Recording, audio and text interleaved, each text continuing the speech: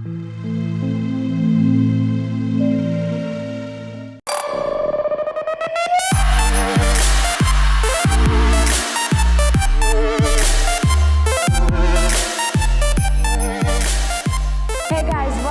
Young Money, I'm Nozi Pombanjwa. Today we are at the studios of Callback Dreams, and we're about to sit down with the mastermind behind this creative production company. His name is Makere Thekiso. There must be a story around Callback Dreams. Why on earth would you choose such a name? It's basically like when you go for presentation, when you go for pitches, you always hope for a callback. And that's your dream, so hence Callback Dreams. So it's just a play on auditions, presentations, always selling yourself as a company and hoping for that callback. And so at some point your dream pitched to you and said, let's get onto this crazy idea and go into this production space. Talk us through where you were and at what point did you latch on to this journey? I've always wanted to be an entrepreneur ever since I was young, because I always known that I was not good at maths, I was not good at numbers, and so I had to find a strength. And there was a high chance at some point I was probably going to be like an athlete, you know. And so as I was working at Wits University, I think I was holding down like 5 jobs. I was a radio DJ at Voice of Wits, I was doing a lot of gigs, and I was also a rap at some point. And my first real job, I got it on a show called Shizness on ETV. Right. I was a production assistant there. You know, and that's where the bug really bit me, you know, like from a creative perspective. I know most directors, they're always like, no, ever since I was young, I wanted to be a director. That was not the case with me. Yeah. I fell in love with the whole thing a bit later in my life. But also taking the decision then to follow it through must have been an interesting point in your life, because if you started this sport, the options are many, even being a professional athlete. Once you had taken that decision, the support from your family and friends, how would you describe that?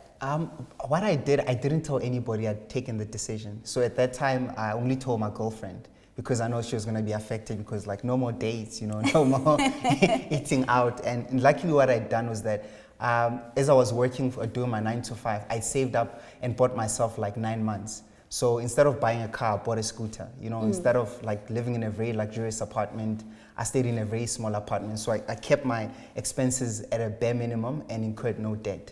So because I knew at some point I'm gonna want to jump. So I had a great opportunity with my business partner, Joby Bakama, and we just literally, I was scared, you know, and before I jumped. And that's why I don't think I told anybody, because then people are one of the first guys in my family to actually pursue the business thing. Most of them are like lawyers, doctors, and teachers. So I didn't tell anybody, but I could, because I didn't live at home. Right. So they didn't really know what was happening. I was like, the only way you could hide a lot of stuff.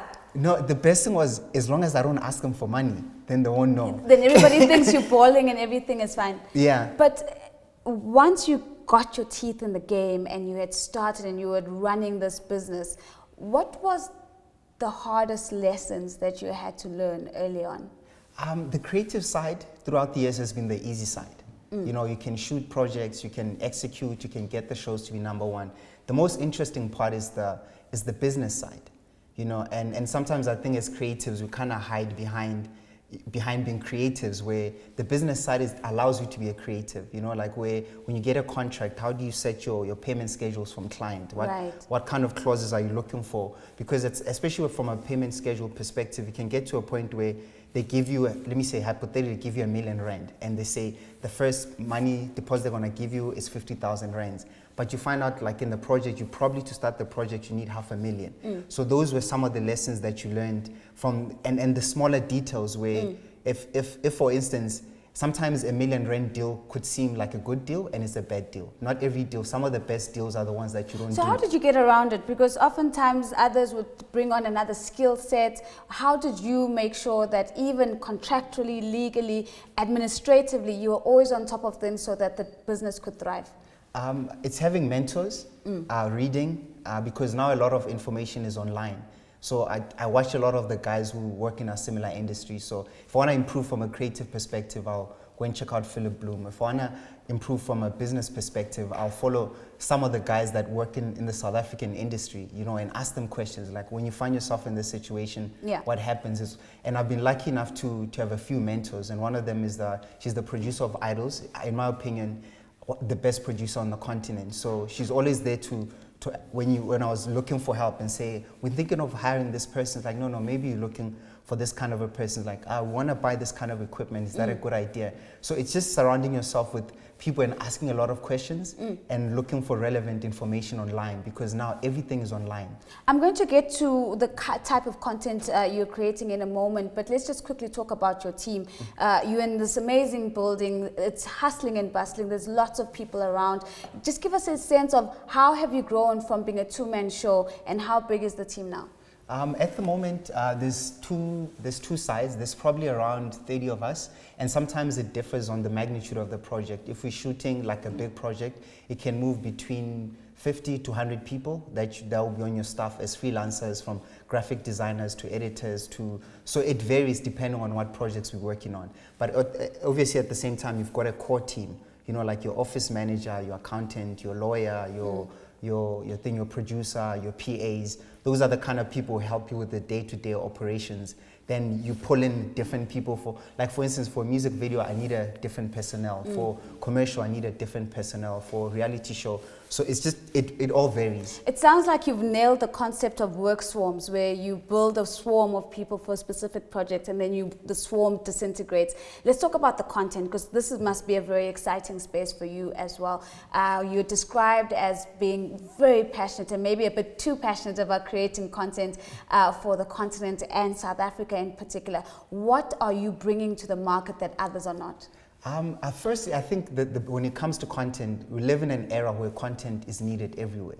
And from a TV perspective, the saddest thing is that as independent producers, or an average independent producer, unless if you're funding it yourself, we don't own intellectual property of our content, which is very unfortunate, because then you don't earn your residual income. For instance, the amount of shows that I've probably done in South Africa, if I was in the US, I'll probably be somewhere sipping pina coladas and living it up, Right. on a Seinfeld kind of check. So those are some of the things I think from a content perspective, from a business side, I hope that they change in the next couple of years, where writers can get residual checks, guys for repeats, for syndications, for merchandising, because then it becomes a more sustainable career. How do we get people to be a bit more aware about intellectual property, and that they can actually derive value out of their ideas? I think people are aware of their rights.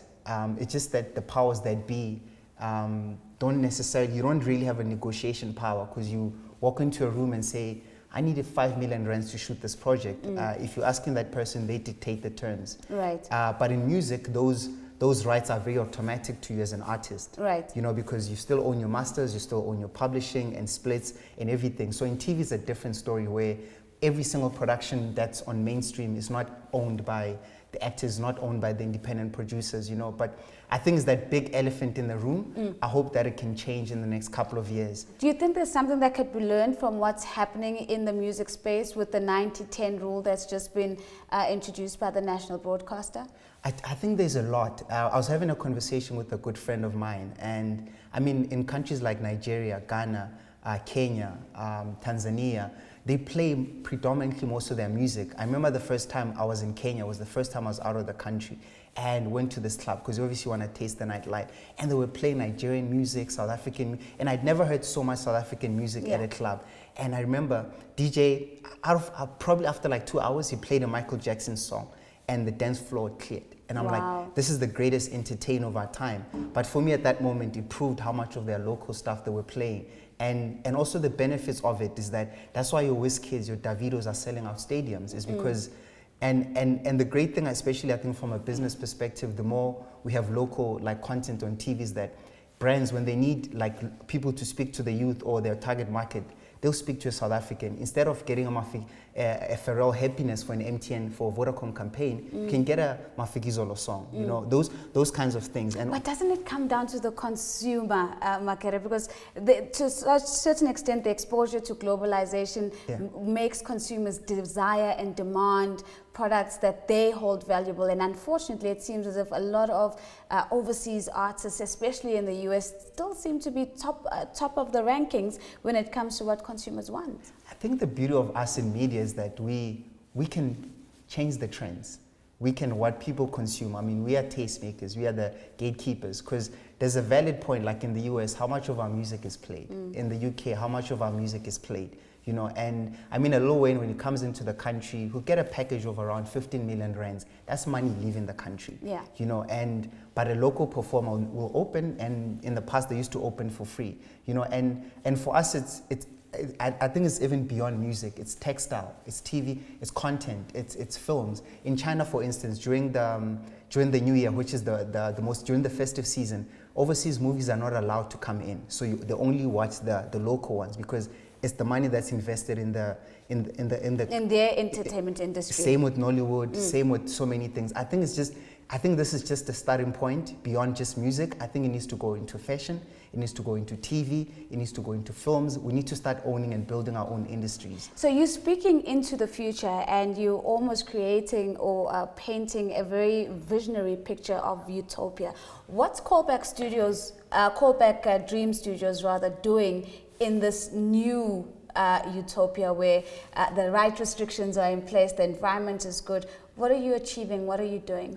Firstly, for us, I mean, one of the most long-term plans is to be self-sufficient, to own the platforms, that we actually create our own content, have the 360 business model, from selling the content to advertising. Because at the moment, if you look at on social media, the digital space, it's a wild, wild west.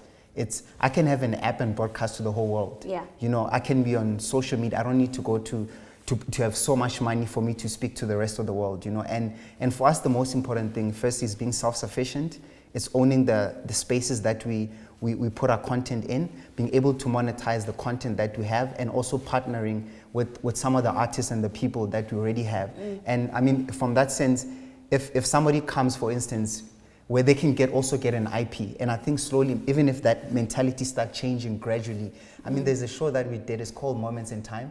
It's self-funded, and we literally have 10 guys in the show. There's Brahot Sticks, there's Ntlantla, there's Proverb, there's Kuli Chana. And what we've done is that they become executive producer on a single episode. And what that in turn is that I'll go to a Brahot Sticks, he's opened up his whole catalog, music and everything, because now he's a business partner. He's not just somebody I'm interviewing. I'm saying, if I sell this as a DVD, if I syndicate this thing, we share in the revenue stream of it. So for me, those are the futuristic. I think that's how the model should kind of change into, where the guys in front of the camera, behind the camera, the creators, we start owning our work, where you can retire. Because I think that's why the problem is sometimes guys have to work till they're 60, till they're 70. Yeah. It's because you're living from hand to mouth, and it's caused by the fact that you're not getting residual checks. You don't have other streams of income, but you've created this amazing work where your stuff has won awards, your stuff is played all over the world. I go to so many different countries. When I tune in, I'll see a Rhythm City, I'll see a Generations, but I know the creatives behind it are not really getting the money, you know, and I just hope one day we'll realize it and that'll change. And on that note, one day he hopes that the business model that underpins the creative industry will change, and we'll be able to see creators beginning to own real revenue streams from the ideas that they put on our screens and on our radio stations. Thank you so much for making the time to join us on this episode of Young Money. That's Makere Thekiso, a creative who is changing the space in South Africa and on the continent. Until next time, it's goodbye.